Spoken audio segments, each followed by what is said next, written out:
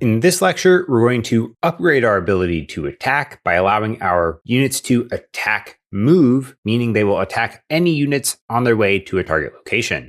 Let's go. Right now, our attack command requires we explicitly click on the unit that we want to attack. In most RTSs, if we click attack and click anywhere on the ground, the unit will start moving to that location and they would attack all of these units on their way there. That's the behavior that we want to implement in this lecture. What components do you think we need to modify to achieve this behavior? Definitely the attacking graph needs to be updated because right now it requires we attack a specific game object. Our attack command will also need to update to allow us to issue the attack command when we just clicked anywhere here on the ground. And if we come over into VS Code, our iAttacker will also need to be updated to allow us to attack to a location, which then also means our abstract unit would need to be updated to allow us to attack to a location as well. But let's start implementing from the graph. On this attacking graph, we can tell that we need some vector3 location to move to. So let's go ahead and add that to the blackboard, click plus, a vector3 that we call target location. Now, if we do not have a target game object, we'd want to move to that location. Let's now change from this abort if to route to a conditional branch. Just drag down from abort if, search for branch, where we can assign a condition, variable conditions, variable comparison. If our target game object is not equal to null, meaning it has a value, then we want to attack this object. And it might be a little bit confusing why we're not using just target game object is equal to null, but that was resulting in some weird behavior. It didn't quite properly compare the nulls. So by using not equal to null, that gives us the expected result. So if a target game object is not equal to null, we'll attack it. Otherwise, meaning it is null, we would want to move to the target location, attacking all the units along the way. And we don't have a node that explicitly does that. So we might think we need to create a new node to say, okay, hey, we're going to attack and then do some stuff with our target. But because we have this abort if, the target has changed. And let's go back to our abstract unit real fast. We have this handle unit enter or exit. We can update this when a target leaves or enters the range to conditionally override our current target. If we're going to do that, then we just need to move to the target location. Coming back to our attacking graph, so we can drag down from false, move to target location, just saying self moves to that target location. Then naturally, we'd also like to abort if the target location changes. Assign a condition, variable conditions, variable value changed. If the target location has changed, we'd also like to abort this. So we would move to our new target location. Come back to our military unit graph. Select this run attacking graph and make sure we hook up that target location. Let's do the same for the worker. Worker BT, run attacking graph, hook up the target location in the inspector. And as long as we're in here, because our gathering can override our avoidance quality, we're going to want to do the set self-avoidance quality before we hit the attacking graph. So let's copy paste that and hook it up, set self-avoidance quality to 4 right before we go into the attacking graph. Let's come over into VS Code in our iAttacker interface. We already mentioned that we need a new public void here to allow us to attack to a target location. So let's do public void attack vector3 location, which means on abstract unit, we have to implement that. Let's do it right below the other one. Public void attack vector3 location. And we're going to want to do more or less the same thing as above. Let's copy this in. But now we don't want to set the variable value of target game object to a specific object. We actually want to set it to null. And because we're setting a value to null, it doesn't know the type. So we have to say set variable value of type game object. And then we want to set the target location. So I'll just duplicate the line about setting the variable value of the command, and we'll set variable value, target location, location. And we, of course, still want to set the command to attack. So now we have an entry point to allow us to issue the command by clicking on a target location. But our attack command currently requires that we click on an iDamageable, and we'll only call the implementation with the iDamageable. So this lecture's challenge is to update the attack command to allow the player to click attack on the ground so the unit will move to the target location, attacking any iDamageables along the way. Pause the video, refactor this command to add support for this new attack move case, and I'll see you back here in a few minutes. All right, welcome back. There's not a lot of changes to make here, but they are very important changes. In CanHandle, we don't necessarily care that we clicked on an iDamageable anymore.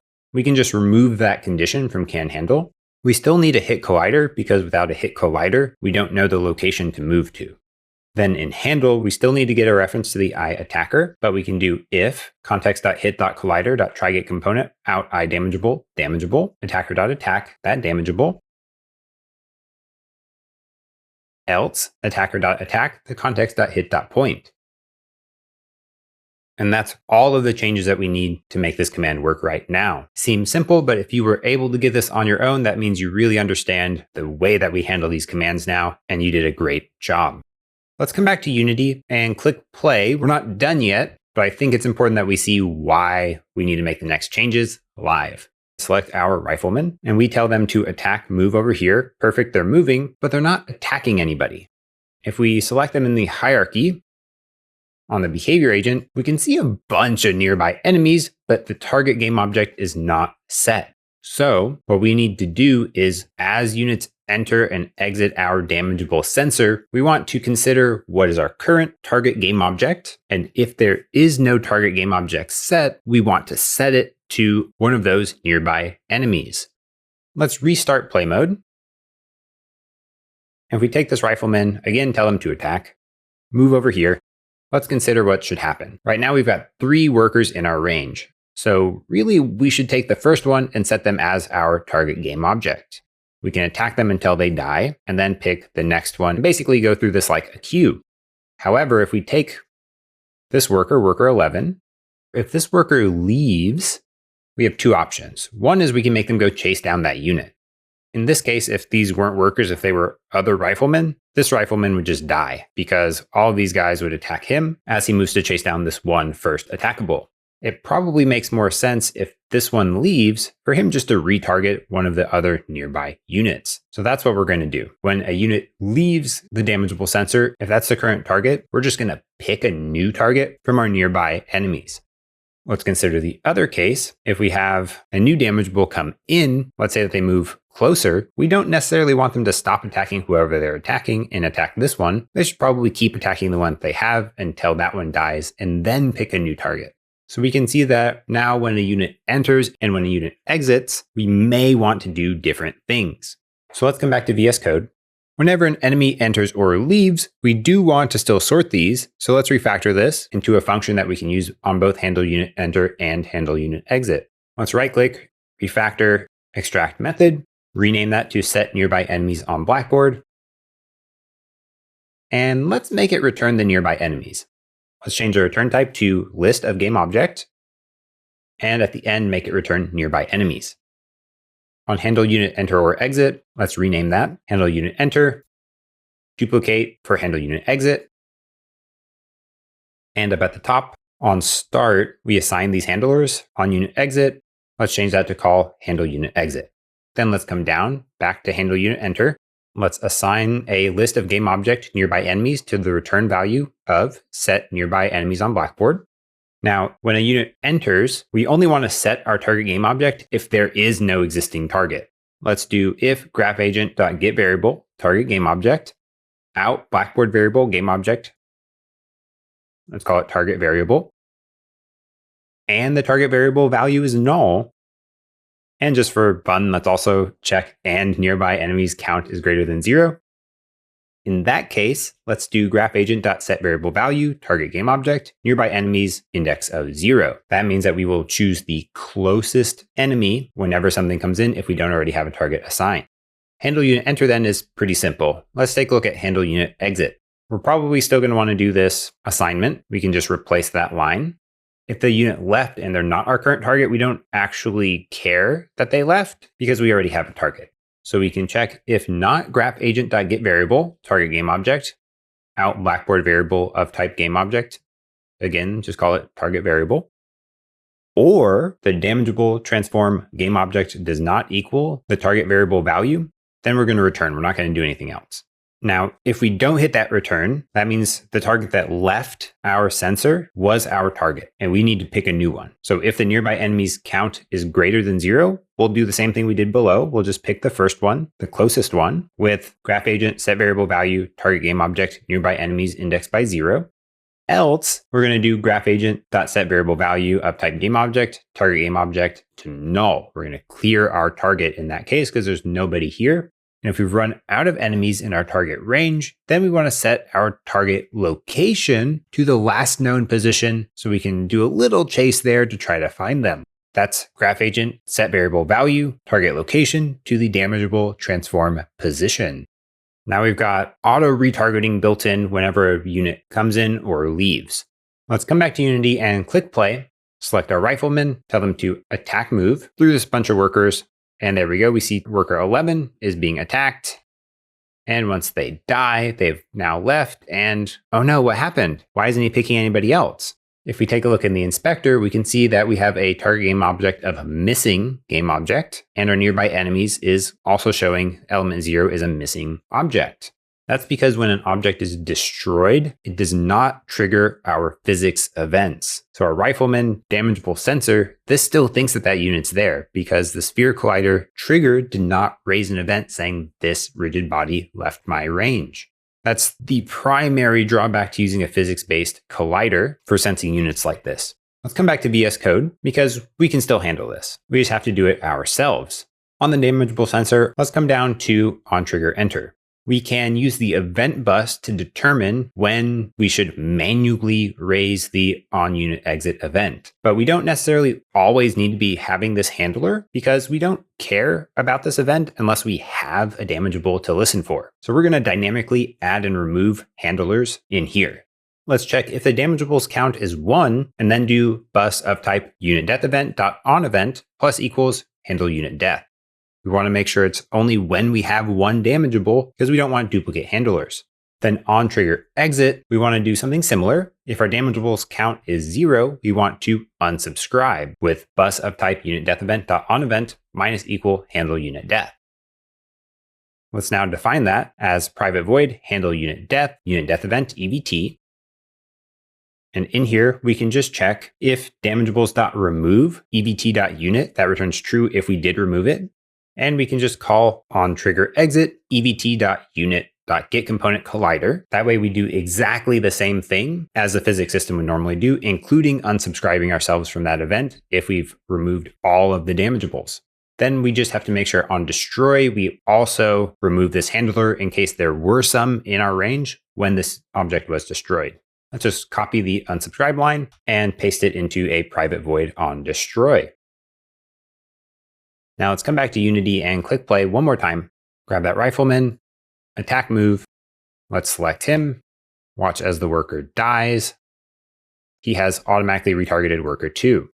If we try to make worker 2 run away, we can see there's a little bit of sticky targeting, which we can choose to keep or not. Let's restart, select the rifleman, attack move, and then let's pause. Come to the scene view. We can see because the NavMesh agent has some velocity that this worker ends up being somewhat inside the attack range of the rifleman. So as this worker starts moving away, because on update, we are setting the destination of the rifleman, so he does a little movement to try to keep them in range. But if he gets stopped by anything or anything like that, then the worker can get out of range and he'll retarget somebody else. But we saw there that didn't work quite as well as we wanted because that rifleman would have very clearly and easily died while he was trying to chase down that one, and he would have had better damage output if he would have just retargeted somebody else. Let's come back to VS Code, and there's actually another small problem with what we have, so we're going to restructure how we approach this. Because our target transform has a collider, they can technically stay in attack range because their collider is not a 0 size. We won't get on trigger exit of our damageable sensor called until that collider is fully out of our attack radius. So technically our attack range is slightly longer in some cases than what we've defined it as. So instead of doing a vector 3 distance check here, what we really want to check is, do we have our target in our attack range? And we don't want to set our destination on update. We only want to do this on start. Let's come up to the top and do a serialized reference. public Blackboard variable of type list of type game object called nearby enemies. On has valid inputs, let's also make sure that the nearby enemies value does not equal to null. Coming back up to on start, just before we do status.running, we want to check if not nearby enemies.value.contains the target value. Then we want to set our NavMesh agent destination to that target. And of course, set NavMesh agent is stopped to false. We will also want to make sure we set our animator attack bool to false. Let's cut and paste that from on update back up here to on start. Let's come down to on update. Again, we don't want to check this vector3 distance. We want to do if not nearby enemies value contains the target value. We'll just return running because on start, we've set that destination. And if the target changes, we're going to abort this and come back in through on start. So if we do have the enemy, then we'll set our NavMesh agent is stopped to true and start attacking them. Let's come back to Unity. On our attacking graph, we need to add that list of game objects called nearby enemies to our Blackboard, plus list, game object list, call it nearby enemies. Select our attack node and make sure we hook that up. Save that and come to the military unit graph. We already have our nearby enemies here. We just need to hook it up to our attacking graph. If we save that, we come back to the game view and click play. Let's select some workers, send them up here. Tell our rifleman to attack one of them. If we click on one of them, we'll see he comes in range, starts attacking them. And if they run out of range, he just immediately starts attacking somebody else. Let's take the rest of these and send them out of range. And we'll see that once the rifleman finishes killing this unit, he will run to that location because that was the last unit in range and they died. If we bring another worker in, we'll see that he starts attacking them because he's still in the attack state. And if they leave, again, he will chase them down some because they left the range and he's default aggressive. That's all we have in this lecture. We've set up the ability to attack move, which primarily was just setting up auto retargeting within our abstract unit. When you're ready to move on, I'll see you on the next lecture.